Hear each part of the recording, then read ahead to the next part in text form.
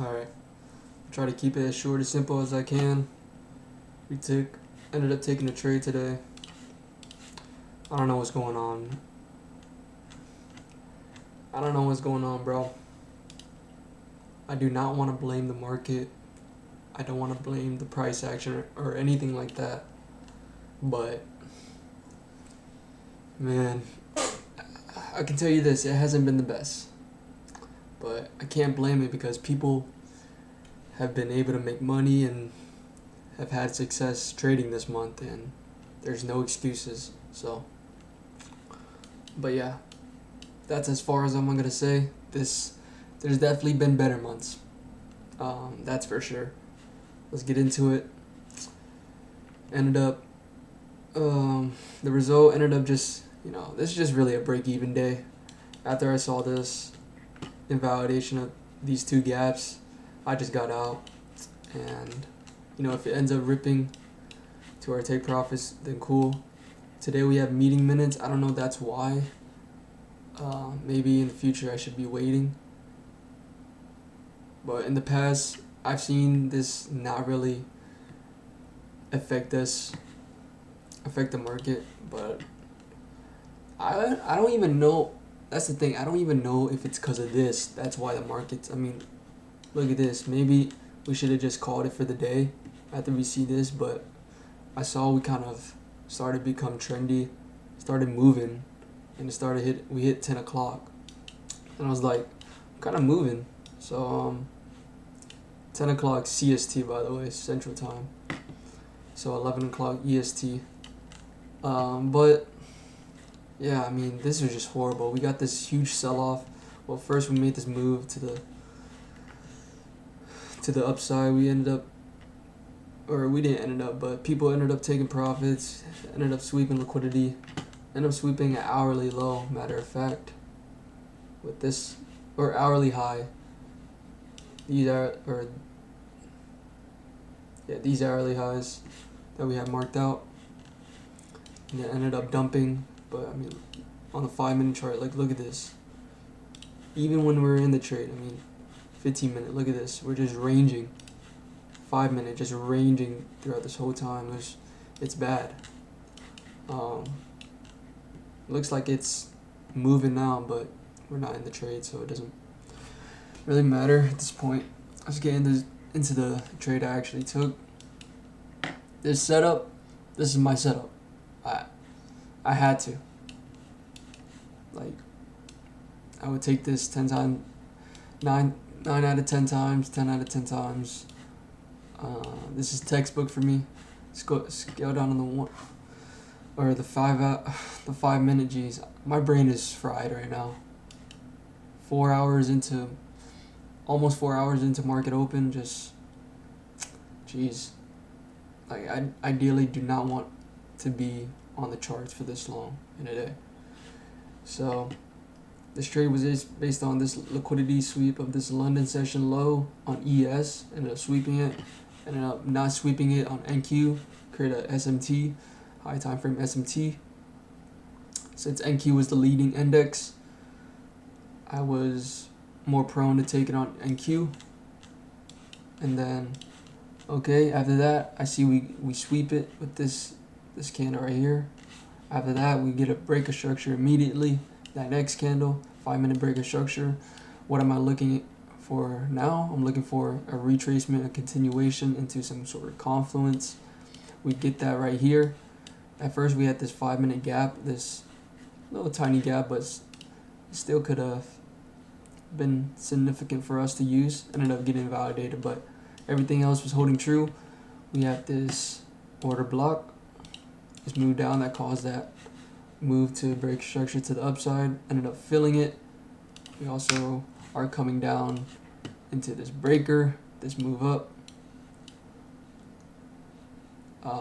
This move up before we ended up breaking structure. After that, we also had an equilibrium from these range lows to these range highs. Fills it perfectly. I'm scaling down to the 1 minute, looking for executions, looking for a break of structure or a VG, some sort of confirmation. We get a break of structure right there. I mean, this is textbook. That's my setup. I've seen it over and over again, and I know what I'm looking for. Breaker structure, I enter right at that candle closes. We get a fill right here.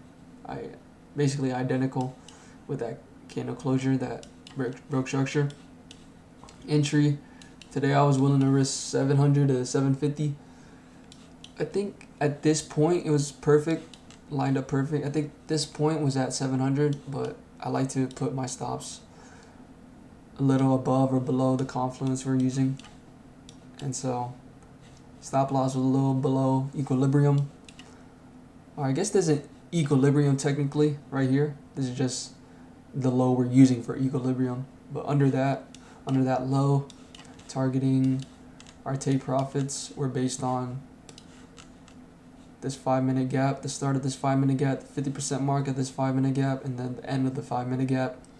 And then my last TP was based on this hourly high that we made at market open, or I guess into market open.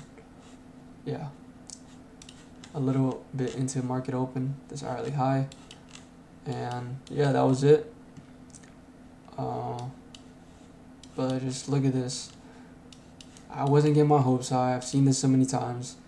You know, it was good to see go into our direction immediately. But I literally said during the trade, I said, can't get our hopes high. And because I've seen this movie before where it just goes into our direction and then maybe puts us in drawdown for a little bit, and that's what it did. But I mean, this was just choppy, dude. Like, what is this? Doing that. Comes down all the way to right here, ends up sweeping this low. We end up creating some sort of S&T right here. But I don't really like when the lows are like in the way of the SMT, if you know what I mean, like right here. But I mean, it still applies. If we took this on an ES, we would have got stopped out. But this would have been our entry, same entry, breaker structure into right here. Would have ended up getting stopped out. But then again, we ended up pushing past this low, which makes equilibrium in this case invalid. But we still would have probably got stopped out. I don't think I'd put stops that low. Probably would have got stopped out by like less than a point. But yeah, that was the trade. Like I said, ended up getting out after this, seeing this rally. I was like, okay, maybe we're respecting this fair value gap. Maybe we push up and draw towards our TP1. The meeting minutes happens in about 43 minutes, and so maybe we should have stayed in and see what news would have gave us. But if it ends up hitting take profits, that'll be cool. But I really don't know for the future to end up not, or taking a day off or not, if we had meeting minutes, because I really don't know if this chop was based on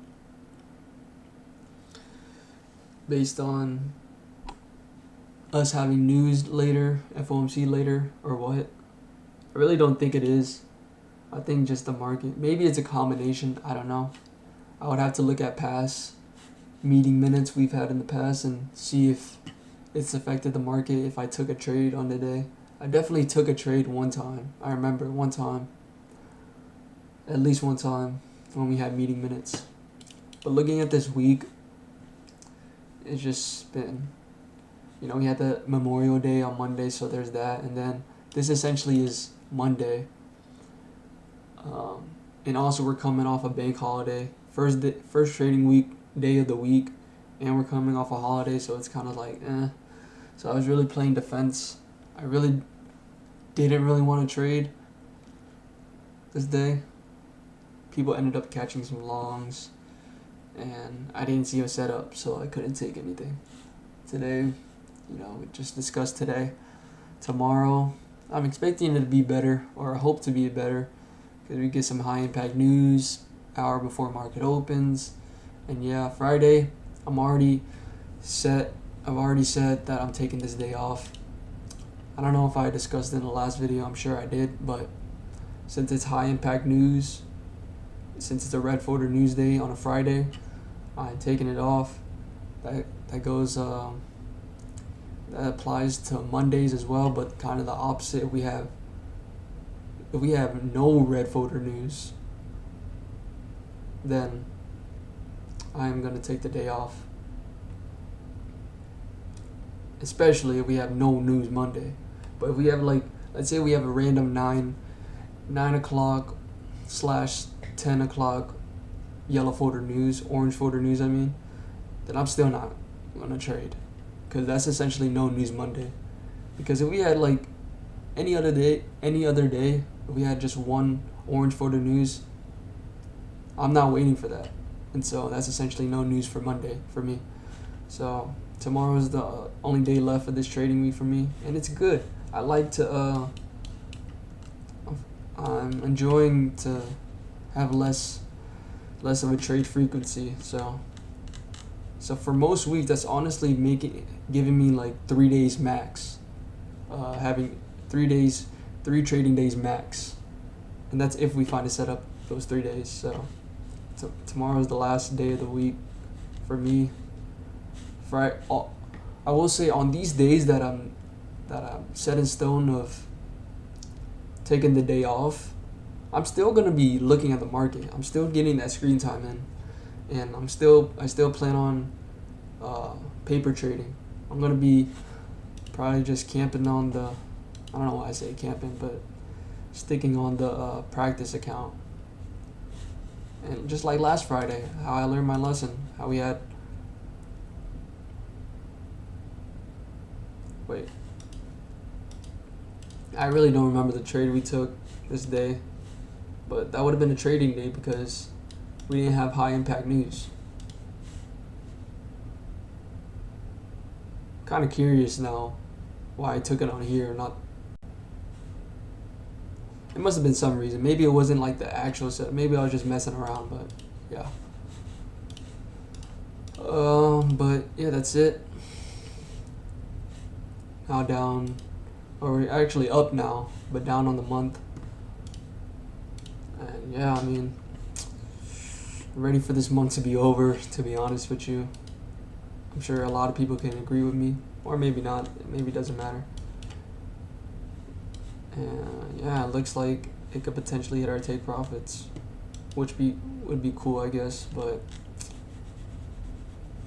is this patience or what? Because I do not want to have to like wait through this chop. Like, that's not ideal for me, at least, to wait for this chop for that move to go up. Ideally, I mean, everybody wants to enter and it go into direction. That's not how this works, but I mean, for the most part, you kind of want it. You want to get those sniper entries, and you want to get that timing in, you know. It looks like it might hit our TP, but we also are, I mean, I was looking at this throughout the trade. We are retracing into this 15-minute gap, so there's that. And then we're also retracing into this 1 hour gap before our TP1. So we'll see what the market does. I'm done for the day. It's 4 hours into my trading day. More like 4.5. But no, I'll say 4. Today at least. But yeah, now we're at 1300 and drawdown up till MLO. So I'll probably just risk 700 again, like for next time. And then if I lose that, I'll be at like 600 distance to MLO. So yeah, I'm out of here. God bless. Goodbye.